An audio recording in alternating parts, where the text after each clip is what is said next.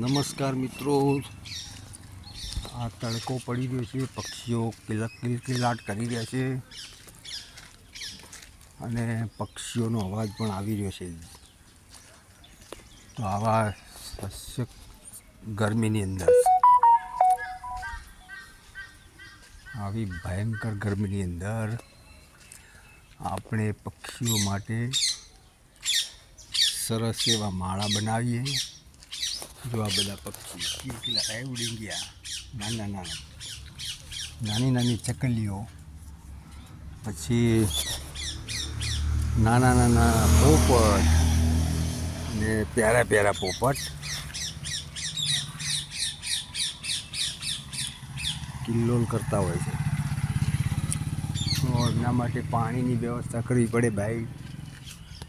આ પક્ષીઓ માટે પાણી બનાવવું પણ રાખવું પડે આપણે. અને આ પાણી એ જ છે અંદર, જુઓ પાણી અંદર છે ડબ્બામાં.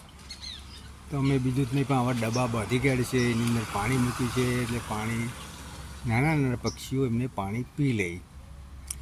અશક્ય ગરમીની અંદર આપણે કંઈ નહીં તો આવું નાનું કામ કરવું ભાઈ, કે જેનાથી કુદરત રાજી રહે આપણા ઉપર. અને આવા નાના ઝાડનું પણ ઉછેર કરવો કે જેથી પક્ષીઓ અહીંયા બેસે. અને પક્ષીને બેસવા માટે આપણે ભાઈ જે ઝાડ હોય એનું જતન કરવું. ઝાડ આપણા માટે નથી, ઝાડ છે આ પક્ષીઓ માટે. કે આવી ગરમીમાં ક્યાં જાય? આપણે તો આપણે એસીમાં જતા રહીએ, કૂલર લગાવી દઈએ, પણ ના, આવા પક્ષીઓ ક્યાં જાય? એટલે પક્ષીઓ માટે તમે પણ જેવી સગવડ હોય એવી કરજો મારા મિત્રો.